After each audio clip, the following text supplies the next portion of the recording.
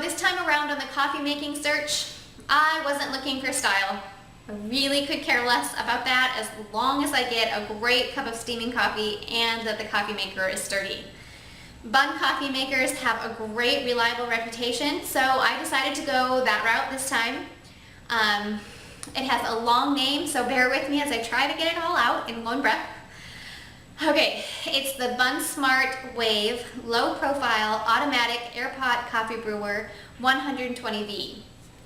My requirements were that it could not be digital because I hate messing with those things.